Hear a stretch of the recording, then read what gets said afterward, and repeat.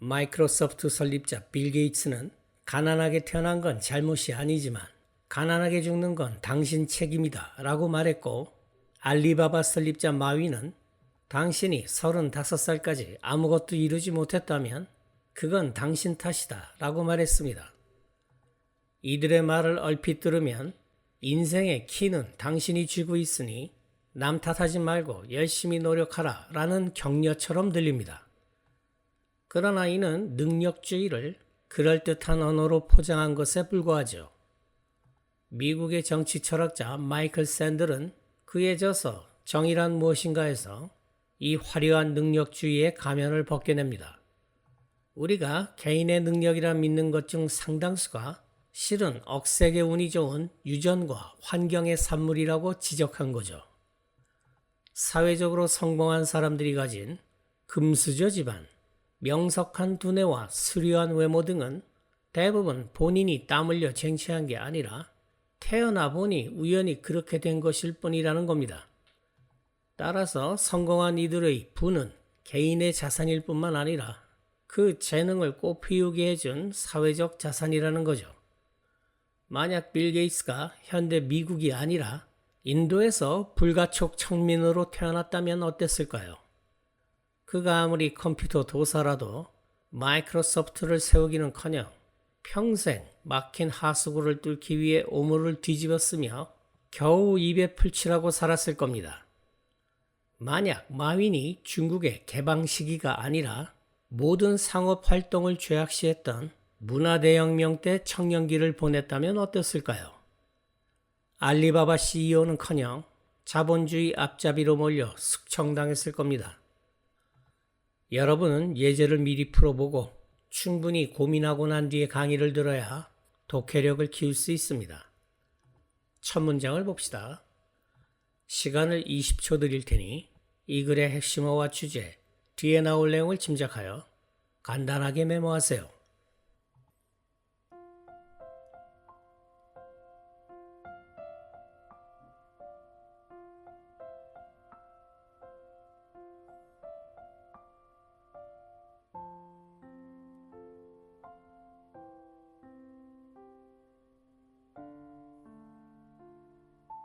같이 봅시다.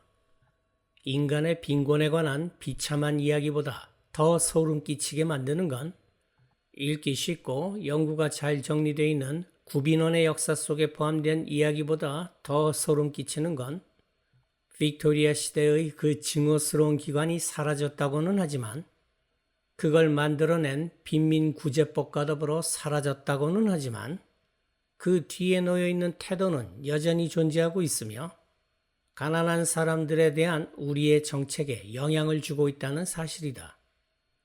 구빈원은 과거 영국에서 가난한 사람들을 수용했던 강제 노역소입니다. 명분은 빈곤구제였지만 사실상 감옥과 다름없는 노동교화소에 가까웠죠. 19세기 빅토리아 시대는 영국에서 도덕적 위선이 판쳤던 시대로 유명합니다.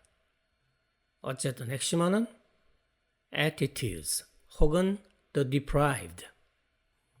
이 글의 핵심은 가난한 사람들에 대한 태도에 관한 것이지 구빈원에 대한 것이 아닙니다.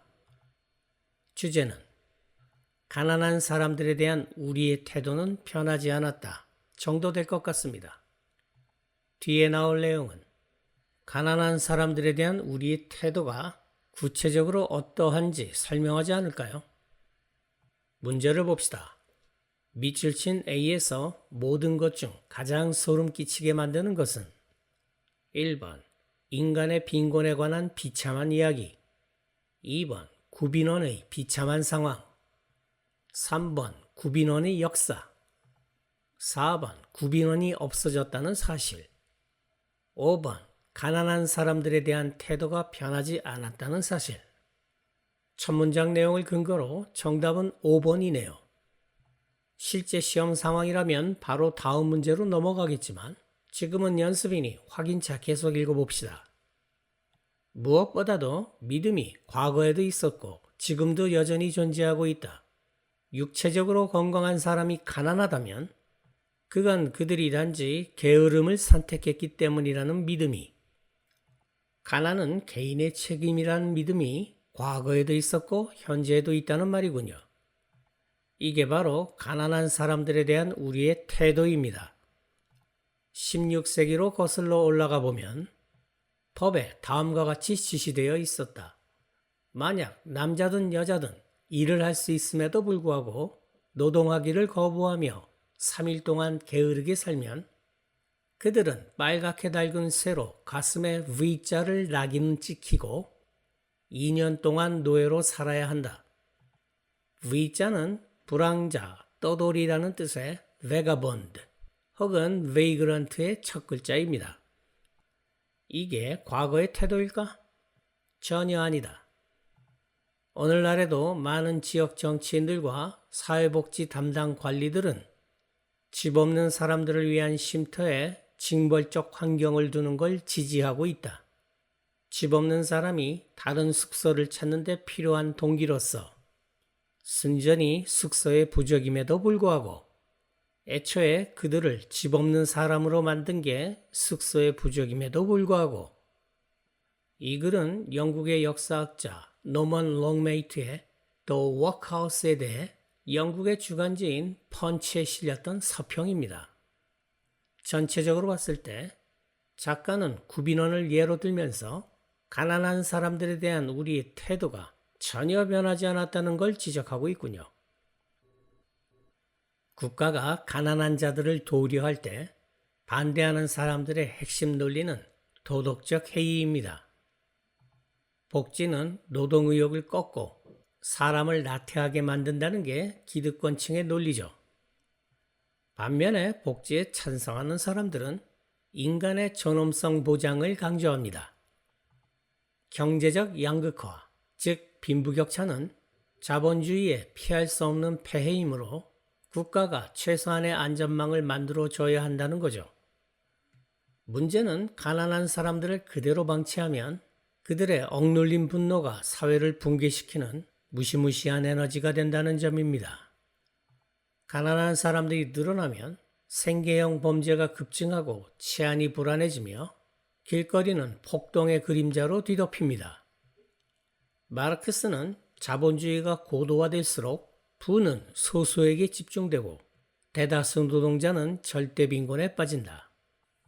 결국 노동자들이 들고 일어나 자본주의 체제 자체를 전복하는 프롤레타리아 혁명이 필연적으로 일어날 것이다 라고 예언했죠.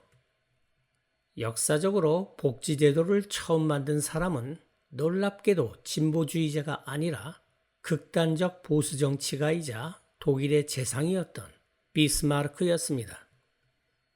마르크스의 예언이 실현될 조짐이 보이자 유럽의 부자들은 공포에 휩싸였죠. 체제가 뒤집히면 모든 재산을 빼앗기고 단두대로 끌려 올라갈 수밖에 없었기 때문입니다. 부자들은 계산기를 두드려보고는 혁명으로 모든 걸 잃는 것보다 세금을 조금 더 내서 가난한 자들에게 빵을 쥐어주는 게 이득이다 라는 결론에 도달했죠. 현대적 의미의 복지는 휴머니즘의 산물이 아닙니다. 혁명의 폭주를 막기 위해 부자들이 마지못해 지불하는 일종의 체제 유지비죠.